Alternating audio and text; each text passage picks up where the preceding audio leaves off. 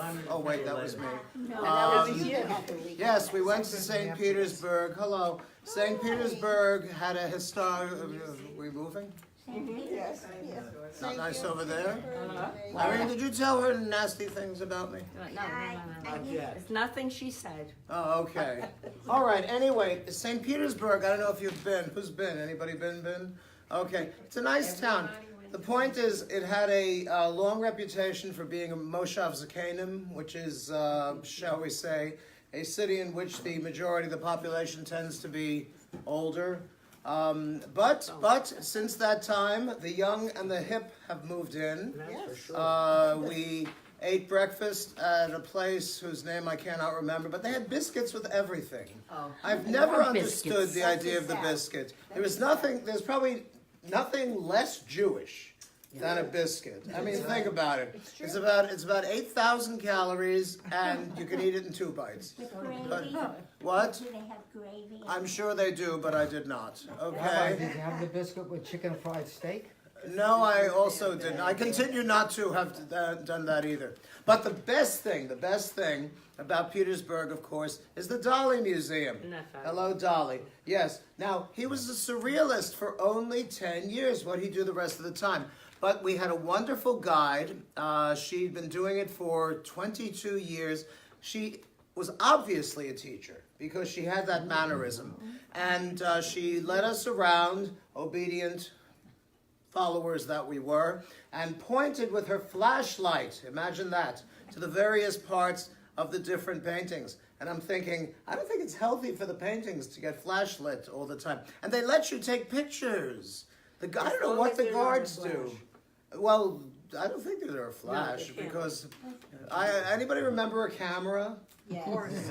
My first camera was I don't know what it was. No, it was some nameless thing from China. It had a crack, where not a breaking type crack, but a space between the two halves.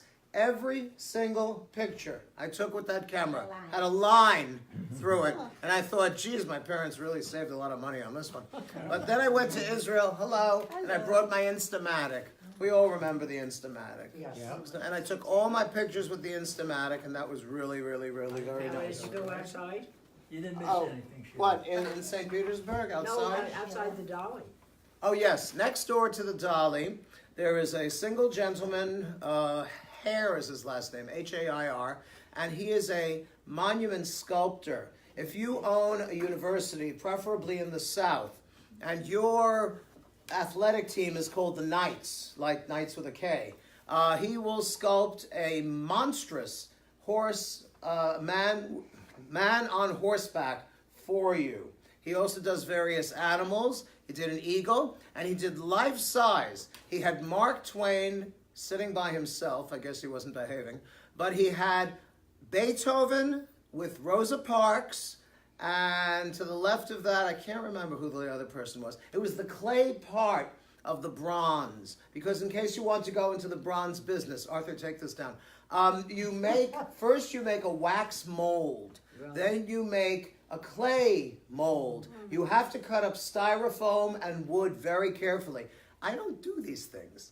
I am so non-craftsy. I went to camp, and we had to go to shop Arts and in crafts. camp, arts and crafts. And every year with the clay, I made a man on horseback. The legs would fall off, the head would fall off, the arms would fall off. I had to make the legs long enough to reach the ground. But then we got a different shop teacher, and he said, boys and girls, no, it could have been boys and girls, it was Orthodox. Boys, we're going to make a mahogany magazine rack. And I thought, wow, my parents read magazines. What a wonderful keepsake for them. I went home with 3 pieces of wood, round ones, dowels, and 2 ends. It never quite made it into the final project. It's amazing I can do IKEA. Okay. Anyway, I know you're wondering, since we live in this great land, whose president is more than a little odd, has there ever been a president more narcissistic than Donald J. Trump? And I have an article here which says, yes, it's from cheatsheet.com, which I think is very well named. It was John Tyler. Nobody knows about him, so we won't talk about him. Tyler too. Yes, it was. Very true. He was. Oh, let's talk about Woodrow Wilson. Everybody knows Woodrow Wilson. After all, he doesn't have his face on a single dollar bill, but he was the one who made peace after the Great War. We remember the Great War. Yes? The war to end all wars. The war for democracy. The war in which they let the black men fight, but they had to do it separately. It was I read a whole book about that. Ugh. Anyway, but Woodrow Wilson had a terrible stroke the last 6 months or so of his presidency. So who ran the country? Mrs. Wilson. Nobody knew, because in those days you didn't have Twitter and so on going into your private business. It was all very polite. This was around the same time that they started the FBI. And one of the central tenets of the FBI was, if a bad guy sends a letter, do you open it or not? No. Wow, you guys wouldn't last. You know what they said? They said, gentlemen do not read each other's mail. This is true. God's truth, yes. Was that his second wife? I don't Yes, know. it was the second It was one. a second. Did he wear out the first one? He was I also think president of he Princeton. He was a widower. Oh, okay. Yes. Well, he had acquired, this is acquired personality disorder. He had hubris syndrome. He didn't like to fail. He had to be a winner. And you know what happened? They had this wonderful peace conference. You can read about this. The book is called 1919, The Year That Changed History. It was written by a committee. Any book written by a committee, generally I stay away from. But what happens is that all of the great leaders of the winning powers, Clemenceau of France, Wilson of America, Lloyd George of England, and some guy from Italy that nobody ever remembers. Do you remember his name? Oh, see, we're going to get extra credit for that. His name was Buitoni. Exactly, no, Boyardee. Buitoni Boyardee. And meanwhile, in Paris is a young man, and he's working as a busboy in one of those Tony Paris hotels.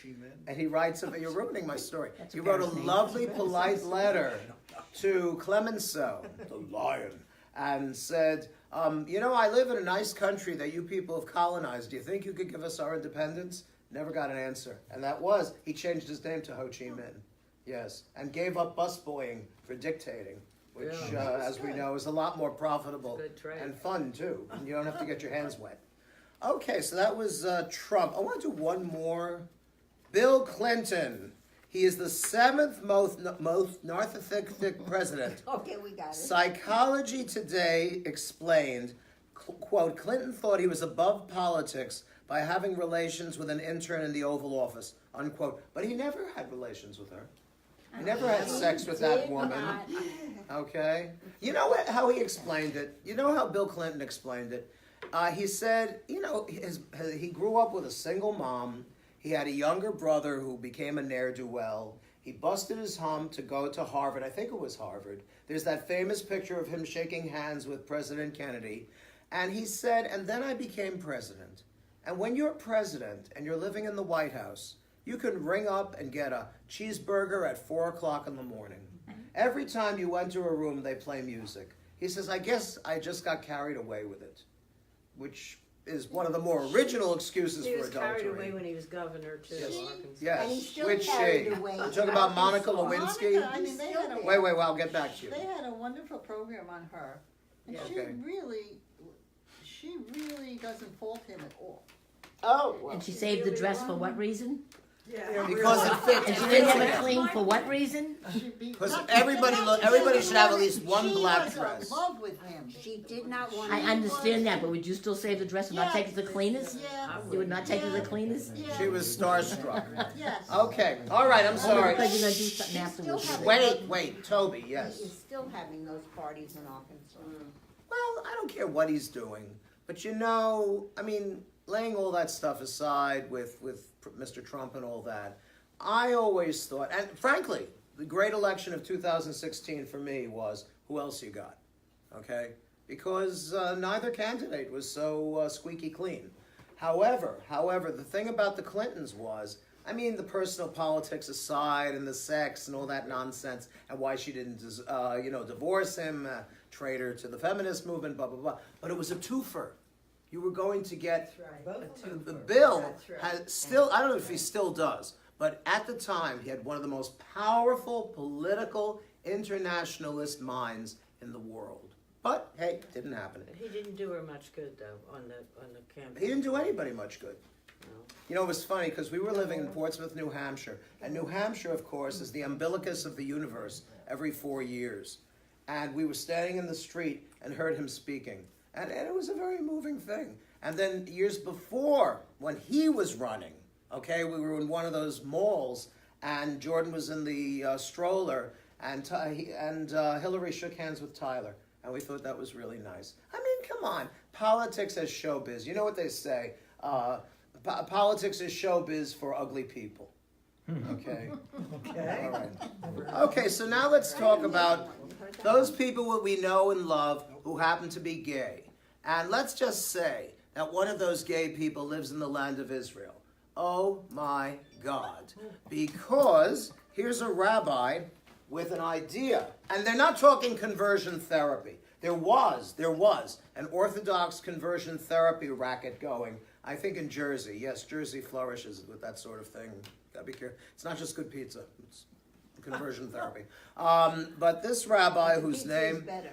It doesn't say his name. He looks very rabbinic, though. He's got a serious beard there. You got to work on a beard like that. And he's standing in front of an ark. Hey, yo, an Orthodox rabbi in front of a holy ark. Who would have thought? Yeah, but it's not only that. It's not only that. President in front of the flags. Well, yeah, but you don't mess with... Oh, you know what they said when Schumer and Pelosi were standing in the hall with the 6 flags and that little schmiggy lectern that somebody stole from Lincoln's Memorial? It looked just like The Shining. Just like the left. It's a horror movie. It's a Stanley Kubrick horror movie. It's kind of like a key moment. Look, nobody looks good on TV. And did they actually tell those two, don't move, try not to They move? look like a Grant, whatever. Right, but what was it, a 19, oh yeah, American Gothic. Yeah. In 1936, when you shot a movie, because I was there, right, they said don't move and we're using one camera. It's TV now, you can move. And Try waving your arms their and yelling eyes- at people. their eyes Oh no, were that's straight the other one. ahead. Okay, here's the rabbi. I am a religious person. I grew up in religious institutions. I was educated in yeshivas. But what can I do? God created me with an inclination for my own gender. I tried to struggle with it. I cried long nights and suffered. But finally, I accepted my inclination. I live with my partner, who also comes from a religious background. There is a shadow community of Orthodox and former Orthodox. Well, if you're Orthodox and you stop being Orthodox, like with the Amish, they call it you fell off the derech, you fell off the path. Okay? They don't say, oh, you're going to hell or anything like that. They feel sorry for you because, as they say, you're nishtaher, nishtahin. You're neither fish nor fowl. Okay, what is the position of halacha? And they don't say halacha, okay? It's not Camp Ramah, we talked about that. It's halacha. What is halacha? Who knows? Come on, Arthur, what's halacha? The opposite of Hanukkah. Right, very good. And you have 2 on Shabbos. No, halacha comes from the root haloch, the way in which you should go. All right, don't forget we are a system built on religious deeds. And I'm pretty sure that when I leave the house on Shabbos, just by walking, I'm committing, walking to the car, of course, I must be committing at least 8 or 9 different sins. Okay? And a lot of people have this notion of God as a scorekeeper. Is God a scorekeeper? No. Okay. He's too You have busy. you should I have a hope little not. sin keeper, you know, a little Yes. clicker. There ought to be an app. There should be an app. Because the Orthodox rabbis are saying now that the Orthodox boys can text on Shabbos. And I don't get it. How? I don't know, but With an that's what I iPhone. read. Can they talk? Smartphone, Okay, that's how. talk what? You can talk and text. Well, if you're texting, you're texting. Okay? You can When talk I was a and you kid, can text. I was walking home from shul one day. I think it was Mincha, whatever. No, it couldn't have been Mincha because Shabbos would be over after Ma'ariv.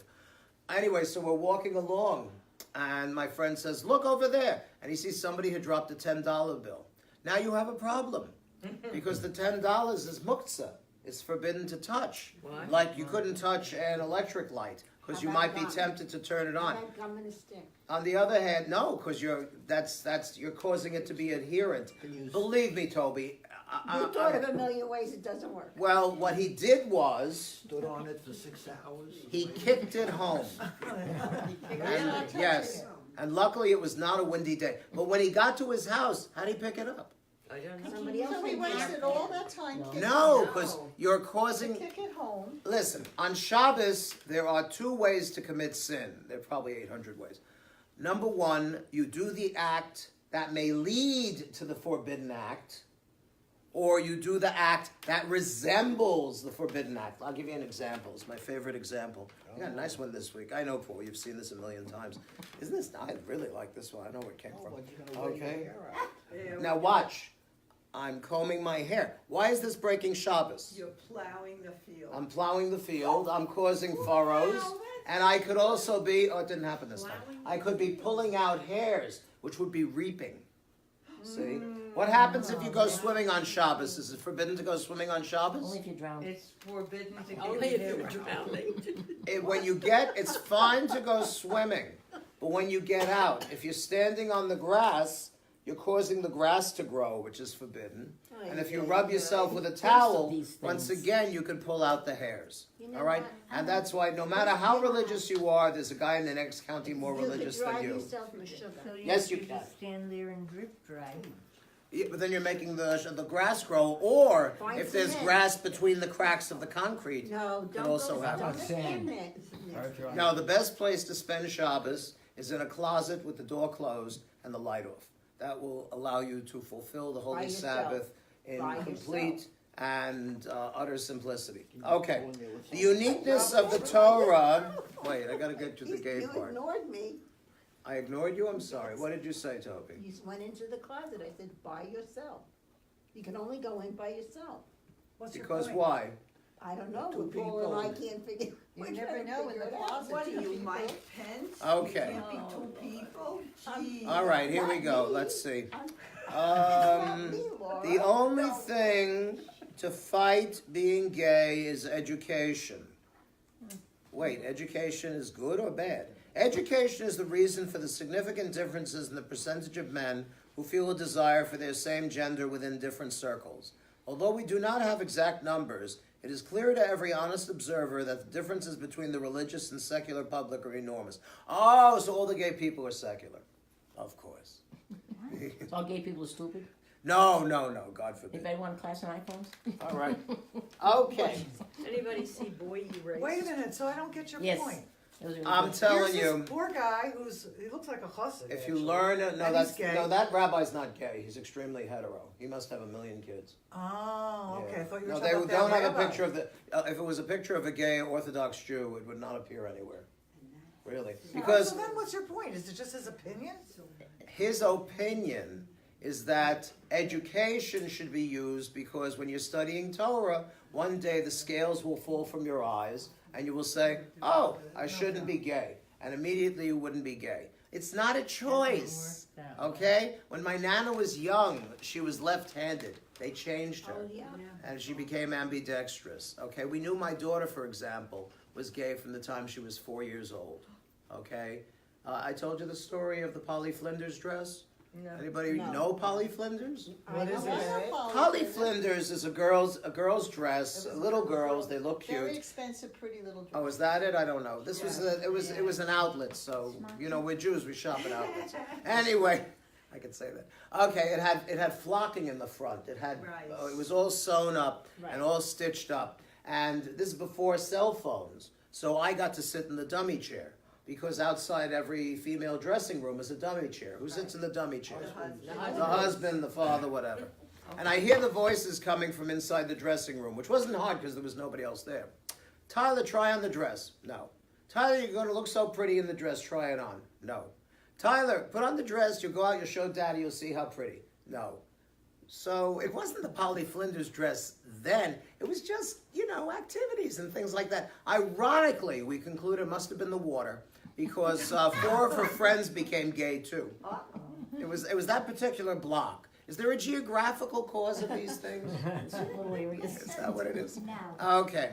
So I know as we switch from the Orthodox, you're saying to yourself, but Rabbi, what about the conservative movement? The conservative movement says that they combine the best of halacha, and they study Torah, and they do the Amidah, and a whole lot of other ahs. Okay? So wouldn't you expect the conservative movement, which got around to taking their thumb out of their watzis and ordaining their first woman in 86, the Reform did it in 72, okay? And the answer is this. Amy Eilberg, she was the first woman ordained by the conservative movement's JTS, Jewish Theological Seminary, in 87. And where did she get a job? Alaska. China. She became a chaplain. She became a hospital chaplain. Then she got an MSW. Why couldn't she get a pulpit? Because she was a girl. Okay. But there are loads of women rabbis. Not conservative. Oh, I'm sorry. The Reform have a lock on A lot, women in the a lot, rabbis. a lot. Yes. Is it very warm in here? Or is it Yes. just warm? Yeah. Didn't I play with the AC? I turned it back up, I can't freeze it. It was 70 degrees when I came here. I didn't know that. I don't know. No, I anything said, concerning that's what I said to you. And my temple has a. Don't tell them. All right, we're going to have a little bet how long it is before somebody complains about the fans. Boy, is it All cold right. in here. Okay. Put on All your right. jacket, Yes. shut it off. See, there you go. I There never we go. noticed when, No, yeah, don't I've turn seen it it on off. Sunrise. I don't know which one it is. Put the temperature down and shut the fans. That'll work. I really don't know Then which you one reach it is. Okay, is it this one? Then you reach Oh, come on, Rabbi. I don't know. Is it this one? Doreen, you're technologically, Oh, what is it? Is he trying to turn it on? That one. It's, Use the Last thermostat, one. Rabbi. Turn the temperature down on the thermostat. I did. no, it'll go, oh, maybe it's. No, maybe- Rabbi. Okay, maybe it's faster. Yeah. On No, that Rabbi. side. No, it's off. No, it's not. Stop. That one's off. Yeah. I still was What's lying. that one? That one is cooling nobody. Oh, Didn't we want it cooler? Yes, but really. he's having a flare. You know what it is with Jews, and I'm not being insulting, kvetchere vivere. To kvetch is to live, okay? There's a wonderful You asked biography. the question, nobody complained, you asked Okay. the question. There was a wonderful biography. I can't remember the man's name, but he was Elvis Presley's real agent, not Colonel Parker. Okay, and this guy came from Brooklyn. He was a street kid, Jewish kid, and the title of the biography is "When I Stop Talking, You'll Know I'm Dead." And because he became the agent, Elvis had the first outdoor rock concert. Nobody had ever done it before. Nobody had ever done rock and roll before. And they rented a football stadium with the big lights, the big sodium lights. And his agent, let's call him Bob. Bob, in preparation for the concert, had purchased a load of little make-believe silk scarves because Elvis liked to wear scarves. Okay, so he figured he'd sell them on the as a sideshow, whatever. I don't know what they call it. All right, and Elvis goes out and he starts. Oh, and they were made in Taiwan. Remember when Drek was made in Taiwan? Yes. Okay, all right. So Elvis does half the show. He goes backstage. He's sweating. He takes a drink. And he sees Bob in the corner looking very unhappy. He says, Bob, what's the matter? Why aren't you happy? I'm having a great show out here. And Bob says, I tell you, Elvis, I can't move any of those scarves. And Elvis says, Bob, he says, I will take care of the scarves. Don't you worry. I'm going to put a smile on your face. Yeah. And Elvis goes out for the second part of the show. And the lights are on. And the band strikes up. And he says, wait. Stop the band. And he's looking like this. He says, and of course, the stadium is loaded with little teeny bopper girls. And Elvis says, wait a minute, I can't see. Turn the house lights on. He says, no, it's still bad. I got too much reflection. You know what would help? If everyone in the audience were to go and get a little scarf to wave at me so I God. could see you. That would be a good thing. And in 2 minutes, all the scarves were sold out. And Elvis goes at the end of the show and says, "Bob," he says, "did I put a smile on your face?" He was a showman. He really was. He and It's my, all he and my merchandising. husband are Did you friends. see on Times Square, New Year's Eve, everybody was wearing those big orange hats, Okay. and it said Planet Fitness. Yeah. Oh, Yes. I couldn't believe it. yes. That's That's why. great. That's why they were all They must drinking. have given them out. Of course. Yeah. Smart marketing. All right. Branding. It's called branding. Okay. All right. We live in a technological society, as you know, and we're all familiar with the AA, the Alcoholics Anonymous, Narcotics Anonymous. Now they have Techies Anonymous. Really? They have meetings, and the young men, for the most part, get up and say, "Hi, my name is Joe, and I'm addicted to tech," because they can't get off it. If they're not playing video games, they're playing with their phones. If they're not playing with their phones, they're playing with their computers. And they don't buy computers off the shelf like normal people. They build their own computers. We have an IT department where I teach. And some of these young men, most of them look normal. But every so often you'll see one. I had one years ago. He was built like a mushroom. Little chubby guy. And he had a sweatshirt.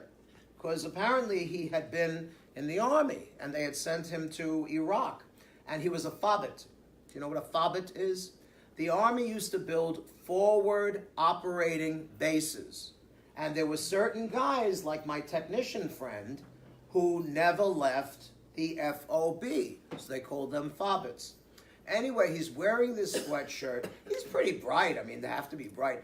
The other cool thing about IT is if you're in the IT department, you'll never have to write a paper once you get past Comp 1 and Comp 2. But he's wearing this sweatshirt that said Army. And it's clear he hasn't got a girlfriend, because after about the first week, he started getting a little gamey smelling. And I didn't have the nerve to go over him and say, "Sheldon, you know, Sheldon, it's a beautiful sweatshirt. Maybe you should go to the laundromat." But, so you've got a whole army of young men out there who sit in their sad, dark little apartments And don't take on showers. their Naugahyde sofas. They don't have, the fact is, I read this somewhere, the nasal membranes are the first to go. If somebody is a little ripe, they don't know it about themselves. It's only when they go on the bus and hold on to the strap. Okay, this happens frequently in Israel, where they also don't shave. But anyway, and that's the men. Okay, It happens in Paris too. all right. So the young men sit in chairs in a small meeting room in suburban Seattle. Why Seattle? Why Seattle? West Coast techie capital. They're techies. Right, also with That's where brains. Gates and all. That's Hi, where- my name is, and then something like, and I'm an internet and tech addict. And these guys, they flunk their classes, they can't find a job, they live in a dark hole, okay? Surrounded by Jimmy John's and Papa John's and Demi John's and all the other Johns. No Johns, they don't get Johns. Okay. All right. That was this afternoon. That was a discussion. Is that In a it? Is different that it? class. Okay. Depression, anxiety, and sometimes suicidal thoughts. Because if you cannot get to the 50th level of Dungeons and Dragons and kill the dragon and get the key, it ruins your life. Well, that's nothing new. College kids have been doing that But forever. but it's more intense than ever before because you cannot escape technology. I had this thing. I was teaching at Everglades up in Boca, and I was teaching at BC, Broward in the morning, and Everglades in the afternoon. And I would go home and catch a drimble in between, and I would plug in my phone. Well, one day I overslept, and I jumped up and I ran out of the house, and I forgot my phone. And I'm about halfway up I-95, and I reached down. I felt I was in 1970 all over again. And where am I going to go for a phone booth? There's no phone booth, okay? Luckily at school there was a nice young lady who let me borrow her phone. It's the most helpless feeling you've ever had in your Really? life. Oh, I know. I truly believe That's a shame, isn't it? that. No, it's the tenor of the times. No, Look, it's so look terrible at it they this can't way. wait. What? What's so terrible they can't wait for the most. Calling your wife, Sheila. You must call your wife. It's called instant gratification. It's true. I don't call it gratification. Not I call it okay. obligation. No, God forbid, God forbid. You call it education. All right, but these young guys, what are they going to do? It's addiction. The American Academy of Pediatrics. A lot of these college kids, when they go home, they go to the pediatrician. All right? Yeah. 19, 20 years old, they're going to the pediatrician because they feel most comfortable with them. Okay? Really? Yeah. Maybe they grew up with them. And besides which, Renee, you can make tons of money in technology. I mean, they don't speak English the way But we do. you tell me that these are the kids who are not making money, they're sitting holed up in the room and they can't get a But job. the temptation of going into IT is such that they don't know that. You know, kids know everything, right? You can't. What's that? The Mark Twain line? When I was 19 Yeah. years old, I thought my father was the stupidest man who ever Right. lived. 5 years later, I was amazed at how much the old guy had learned in 5 My years. father used to say Yeah, that to me. I all the wish my time. old man was still alive. I would love to have a conversation with him. He knew a lot. Mostly it was depressing, but, you know. Jewish. That's because he was Orthodox. No, it was always Saul Mark, believe me. Orthodox, schmorthodox, believe me.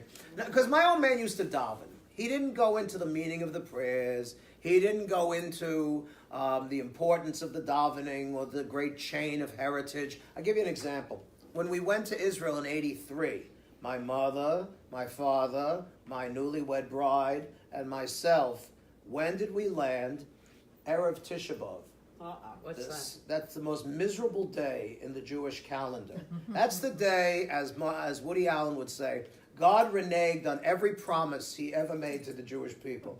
Temple 1 was destroyed. Temple 2 was destroyed. That's Tisha B'Av? Yes, Tisha B'Av, the 9th of Av, okay? And there's a picture of us at the wall. I don't know who we got to take it.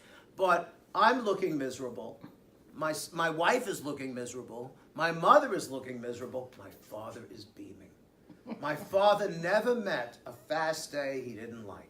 12 hours, 24 hours, 36 hours, 72 hours. Hey, bring it. When, Yes, Toby. My grandmother always used to say, when I would say something, she says, yeah, Tisha B'Av. Like, I was going to do something, yeah, Tisha B'Av. Oh, I see.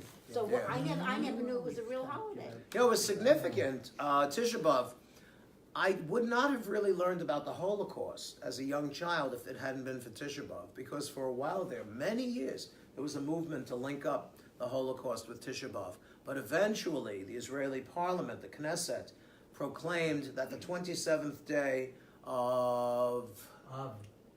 I don't know if it was Av. Was it Av? All right, let's go with 27 Av. Would be the official day to say Kaddish for all those lost in the Holocaust, even if you don't know, God forbid, exactly when they were exterminated.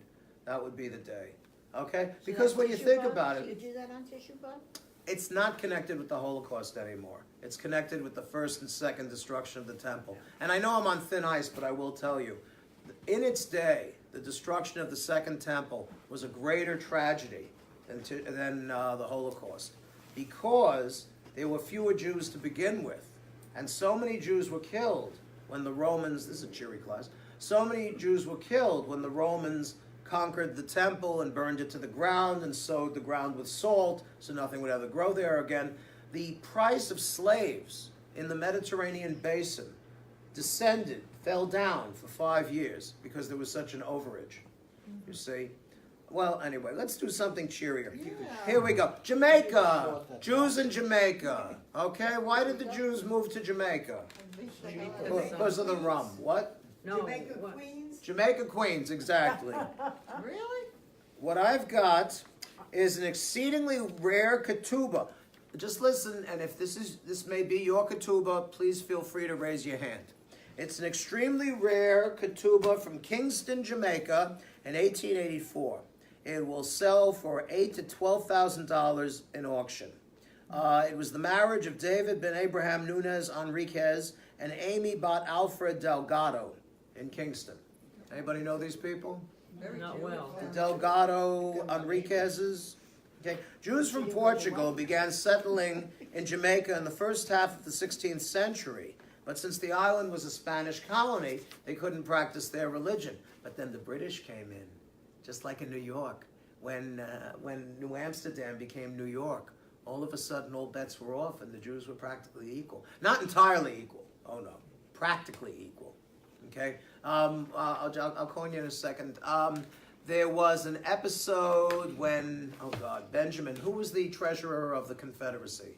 Judah Benjamin, thank you, Judah P. Benjamin. You're grateful. That's great.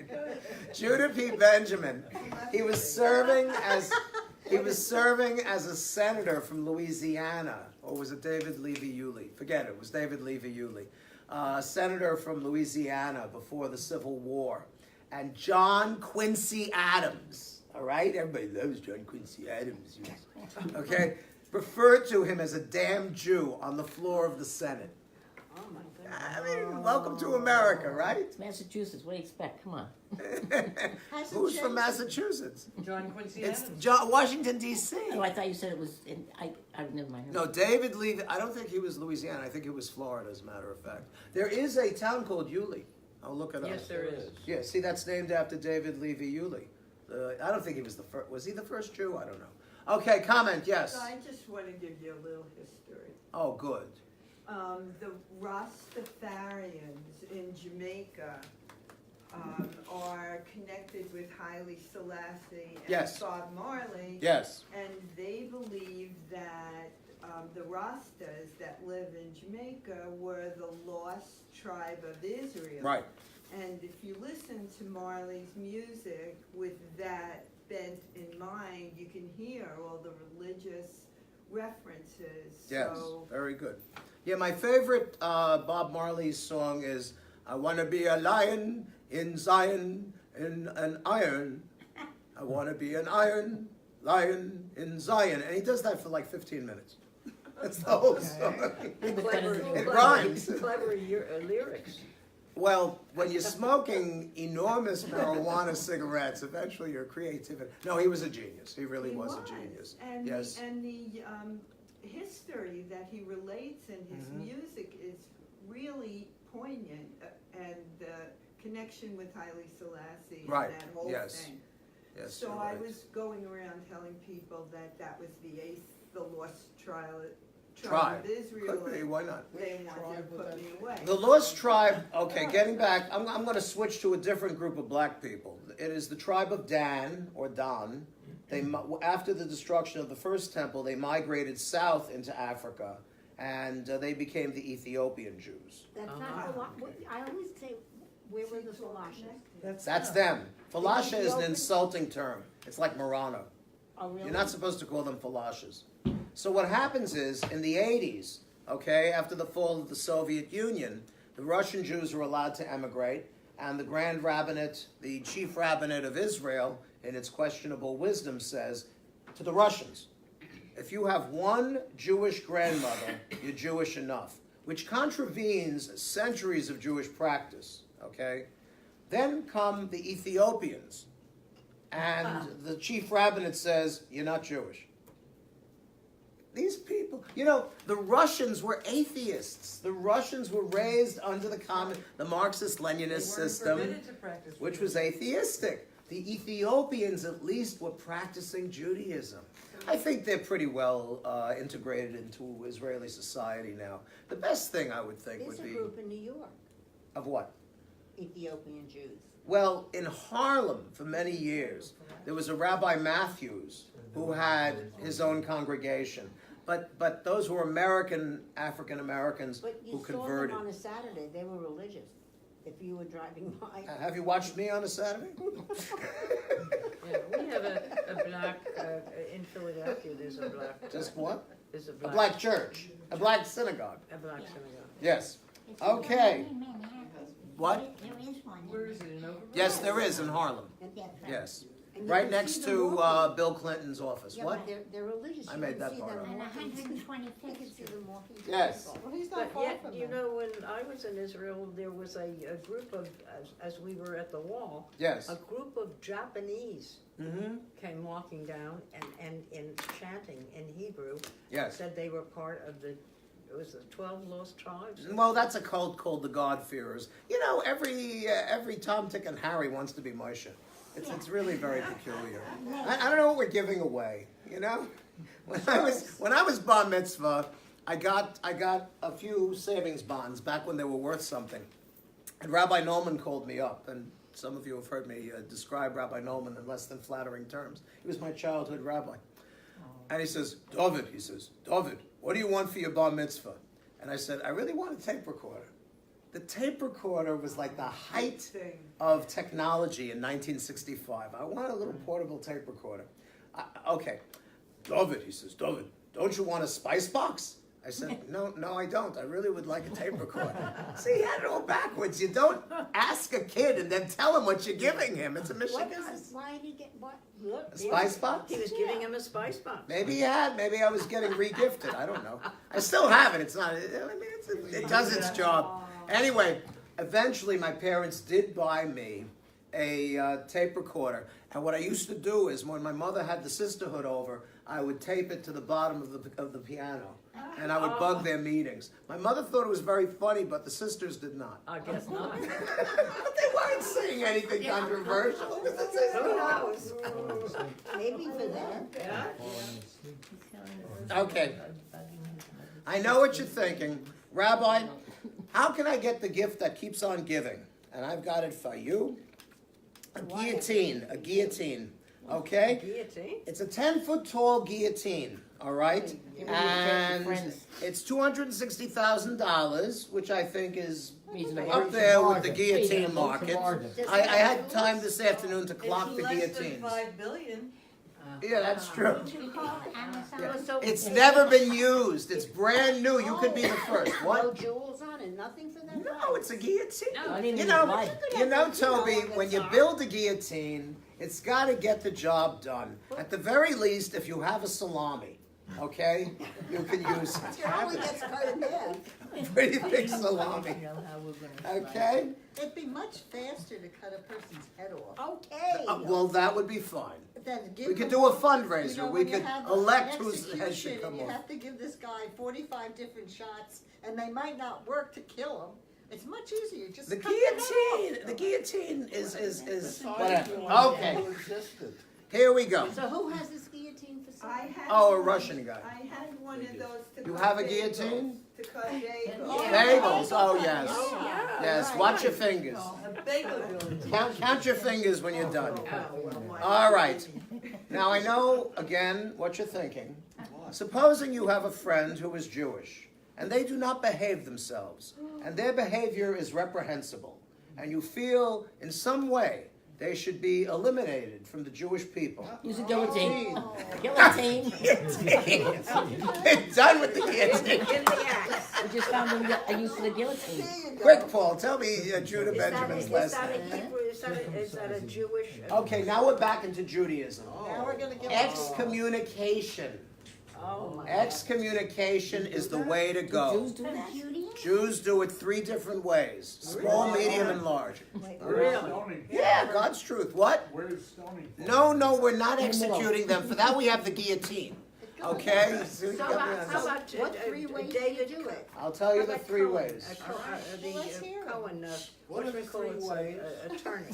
Thank you, Paul. Cohen attorney? Yeah, You don't need an attorney. no. You need a rabbi. The attorney who was, who Oh, who was, defends the person from Right, okay. excommunication? no, Trump's Talking about attorney. Michael Who was Cohen, just Trump's Michael, attorney. is his name Michael? He Yeah, should Michael. be excommunicated. I don't know.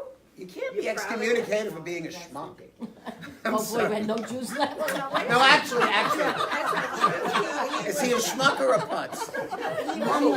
We had that conversation 2 weeks It's ago. more than that. I don't know. We'll worry about it. Okay. No, we're not gonna worry about it, we're gonna excommunicate. Rabbi. Nah, he's not a good enough Jew to be Keep going, What excommunicated. are the 3 ways? He's just straight man. Well, Paul, I appreciate your asking. Because what with guillotines and stoning, and this is a very bloodthirsty group. Okay. Terrible people. All right. Now, Says a man who carries a gun. what is the Jewish view on the afterlife? Without any frills. We have one. Some of us. Tell me the good one. Do we have a good one and a bad one? No. Paul, you have a good one? We have a good one. A Jewish tradition teaches what you believe is your own business. Because again, we are a system of religious acts, not beliefs. Okay? All right. So, there is a Jewish belief, mainstream Judaism. Kabbalah, which is the bottom parallel list, is reincarnation. Okay, you'll come back as General Patton or Shirley MacLaine. Okay, so anyway, number one, punitive measures for misbehaving Jews on earth. This has nothing to do with the afterlife. This is stuff you can do while they're still alive. You can really make them suffer. Not physically. Jews have always done a very good job of suffering mentally. Guilt. Self-inflicted guilt, never calling the relatives, whatever it is. All right. Now, it's up to a rabbinic court to dole out censures. Oh, I'll need 2 other rabbis. Or I could use 2 learned members of the congregation. Any volunteers? Arthur and I, we can do it. Yes. I think. All right. No. Here's number 1. Against us. Number 1, a netzifa. Now, this is definitely excommunication light. It lasts for 1 day. Okay? One You're not allowed to come to shul, which for most of the congregation is terrible. That's not necessarily a punishment, go ahead. Right? You retire to your house, you don't talk, and you feel remorseful. Did they rip off your buttons and everything? No, that's Dreyfus. That's the French army. Okay? They How make can they prove that you're sitting home Number being 2. remorseful? Number 2. it's a trust thing. It's just number 1. Number 2. A nidui, a step stricter, is a week-long censure in which no one but your family may associate with you or even sit within 4 cubits, that's 6 feet of you. I remember that. That's a week long. What's the next one? And finally, okay, cherem. Cherem is really excommunication to the max. It was practiced against Spinoza, Baruch Spinoza. Nice little Jewish guy, had a sweet smile and a big Jufro, and he's living in Amsterdam. His people come from Spain, no doubt, and he's a lens grinder, okay? This eventually kills him because he inhales the powder. But they excommunicate him, and yet, one of my teachers in rabbinical school did his second PhD on Spinoza, and he said that of the 3 rabbis who allegedly signed the writ of excommunication, 2 of them were out of town at the time because they found the Greyhound bus ticket. No, the Greyhound thing is made up, but everything else is kosher. The 2 of the 3 rabbis didn't sign it. Oh, so it was a railroad. So they go to It's Spinoza, a railroad. and they say, Baruch. He says, please don't call me Baruch anymore. My name is Benedictus. And he wasn't becoming Christian. He believed he was a pantheist. God is in the reading table. God is in the floor. God is in the chair. God is everywhere. God is everywhere. Stuff that's used for good is God.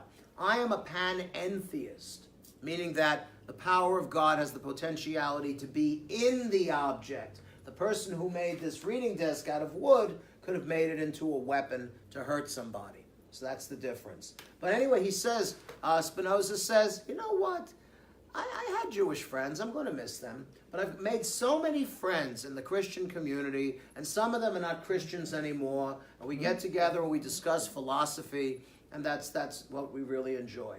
And eventually he dies very young, but his name becomes Benedictus Spinoza. He writes a couple of books, the Treatise Theologico Mathematico, something like that. And I wanted to read about him when I was a kid. And my father had a book about Spinoza. And,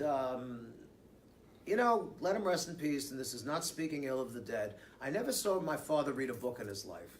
He used to read the New York Times, the New York Post, the New York Daily News, Forbes magazine, and the Orthodox Scientists. No Jewish forward? He wasn't, he knew Yiddish, but it didn't interest him. He got everything he needed from the Times. And there's this book on the top shelf about Spinoza. I said, Dad, can I read that? He says, go ahead. I said, where'd you get it? He says, oh, it was a prize in a contest, some scientific contest. I took it down. The pages weren't cut. It just shows you how most people feel about Spinoza. The second famous cherem, this is sad, Mordechai Kaplan. Do we know Mordechai Kaplan? Yes. Rabbi Doctor, what did he found? Reconstructionist Judaism. If you believe that certain rites and ceremonies in Judaism have been outmoded, however, new rites and ceremonies should be created or invented. Anybody believe that? Like, for instance, namings for girls, they use. It used to be when a little girl was born, they would call the father up to the Torah on Shabbos. They would make a blessing, a mishaberach, a blessing of health for the mother, and incidentally, they'd mention the girl's name. And the father would bring a bottle of whiskey and a box of cake to shul on Shabbos. Now they do a whole hoopla. Anyway, if you believe that the old stuff should be gotten rid of and new stuff should be invented, surprise, you're a Reconstructionist. Okay? Because Kaplan never wanted to start a new denomination. He just wanted to put some life into conservative and reform Judaism, which is significant because at the time he was serving an Orthodox shul. Okay. And in 1922, of course, his daughter Judith had the first bat mitzvah. So what happens is, in 1948, after the war, was it 48 or 45? 45. He wrote his own Haggadah. And you know the great sin he created in his Haggadah? He mentioned Moses. Moses had never... Do you ever see Moses in your Haggadah on Pesach? Never thought about it. I never Right. saw Moses anywhere.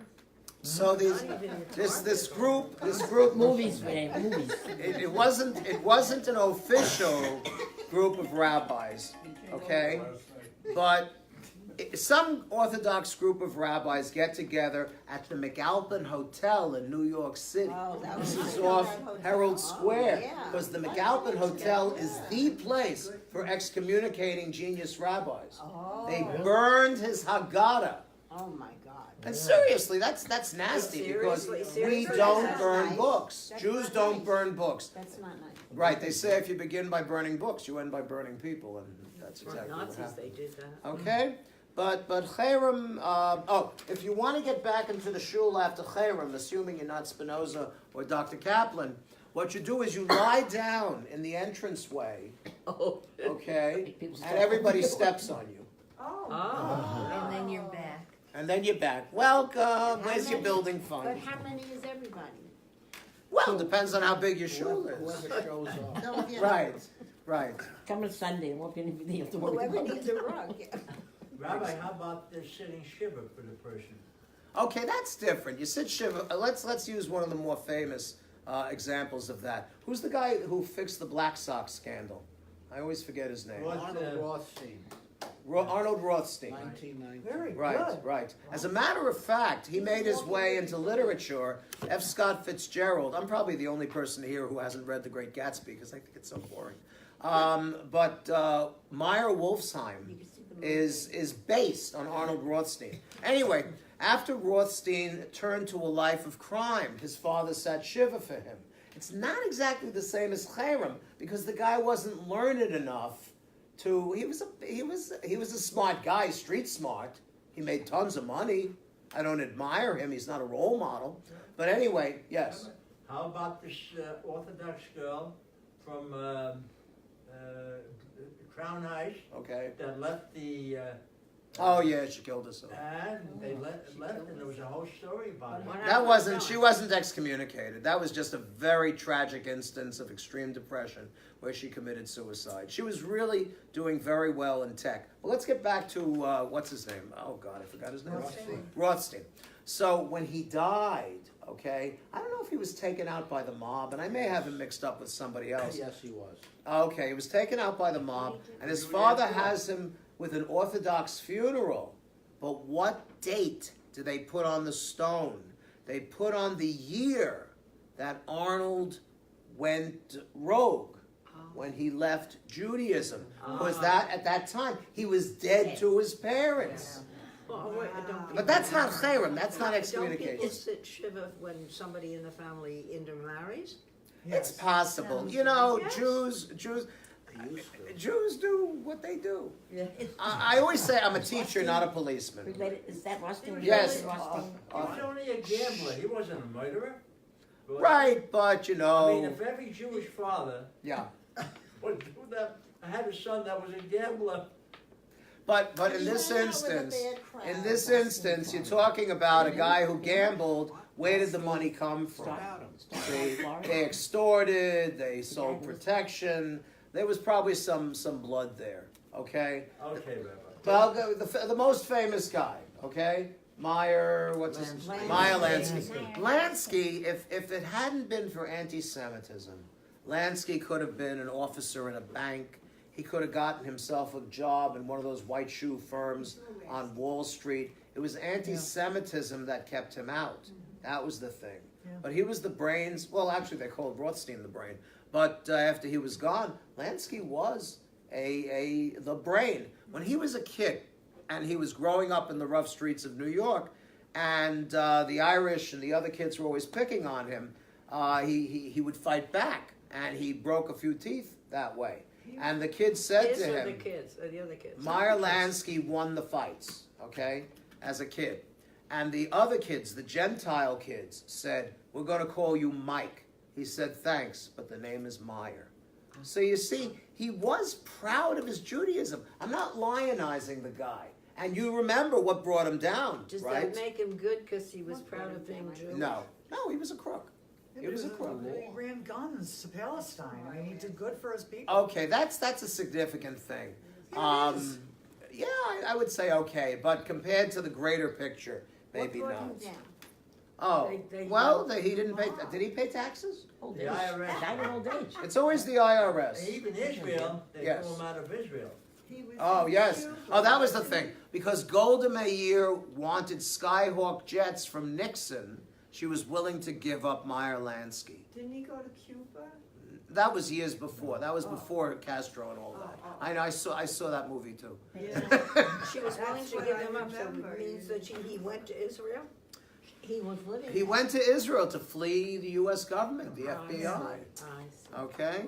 That All was right. the nice of Golda.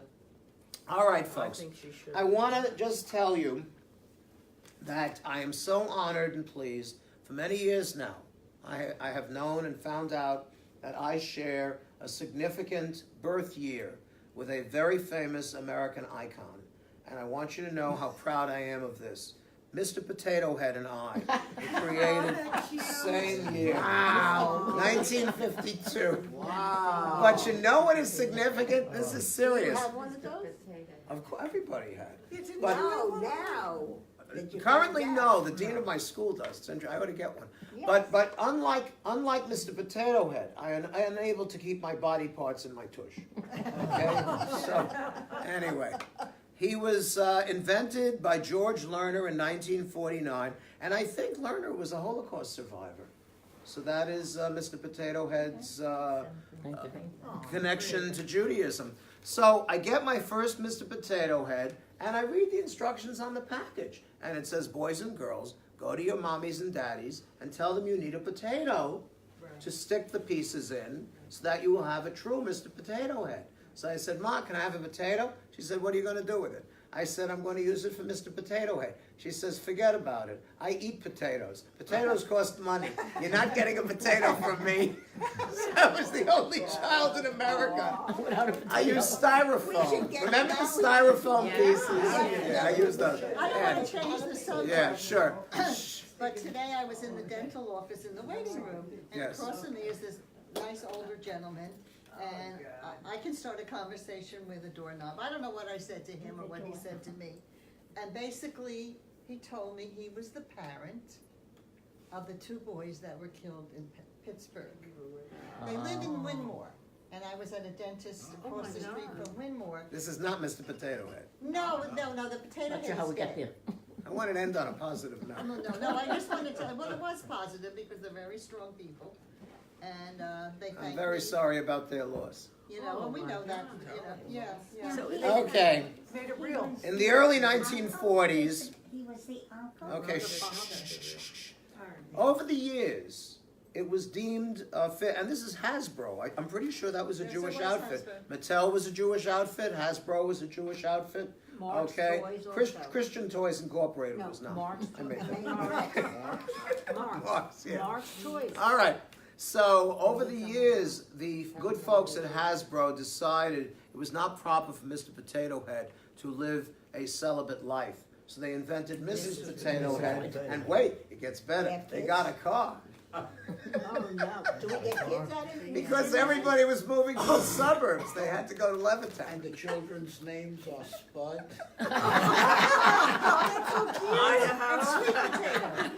And sweetie. Russet? As one of the other prominent marks of Hasbro have you seen the Mr. Potato Head balloon in the Macy's Day Parade? Yes. Yeah. Oh, it does exist? Oh, okay. All right. He's on hats, shirts, ties.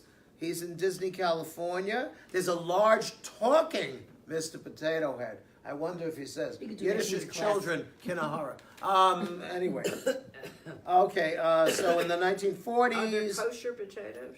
potatoes are kosher, unless they're fried. Interestingly, the French fries at McDonald's, I think it was, were fried in beef fat. They said it gave them more flavor. How do you trafe up a French fry? Yeah, I mean, really. What happened to vegetable oil? Potato. Okay? I think they use vegetable But oil now. please, let's not discuss eating him in Mr. Potato Head's presence. Okay? It makes him very upset. So he invented a funny faced man, and it was controversial. Oh, there you go. World War II had food rationing. You could not get your potato from Mr. Potato Head. So you just have to lay out the ears and the nose and the eyes and the hat in a potato-like fashion. Play with Mr. But you Potato said Head. that they invented That was Mr. after the Potato war. Head after World War II ended. Because it was he invented one. He made one. This is the father of all further potato heads. Oh, this is like the Lincoln Abe Lincoln's log cabin. All the potato heads in the world can trace their ancestry back to the original Mr. Potato Head. They How do get, you do you make have a Mr. Potato DNA Head for out of potatoes?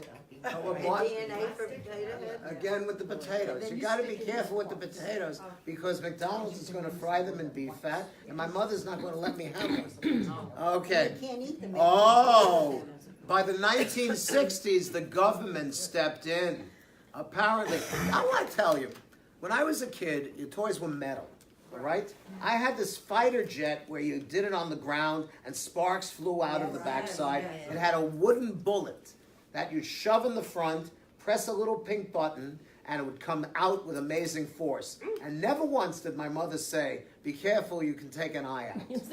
Nowadays, they got plastic, they got measurements, everything was metal, you could get killed. I had a dump truck, a Wyandotte dump truck, that if you closed it the wrong way, you could smush your fingers in the back. All right? Can we imagine? Oh, and my grandfather, my Zeta, he had a moving company, so any, dreck that the family had left over when they were moving, they said, here, Jack, take this. He gave me a gun, like a submachine gun, and it had a space for batteries. I put the batteries in.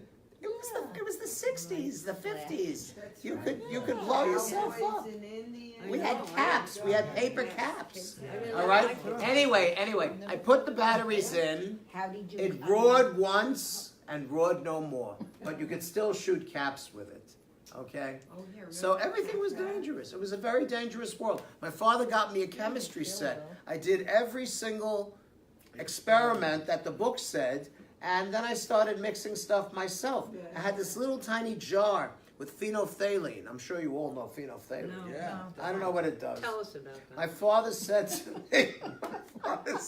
me, what do you got there? I said phenolphthalein. He says, that's not phenolphthalein. He brought me home like a gallon. I didn't know what it was for. I built plastic model airplanes. They wouldn't sell you the glue. Why wouldn't they sell you the glue? Because you could put it in a paper bag and huff it. I'm Jewish. We don't do stuff like that. I got to take this brain, what's left of it, one day to college. But I built a B-17. I built a, I like the World I War thought II you said planes. you weren't good with your hands. Yeah, but a monkey can build a plastic model. No. It was mucilage. Anyway, I would set it on fire and throw it out the 7th floor window. Those were the days. Thank you so much, and I will convey your respect to Mr. Potato.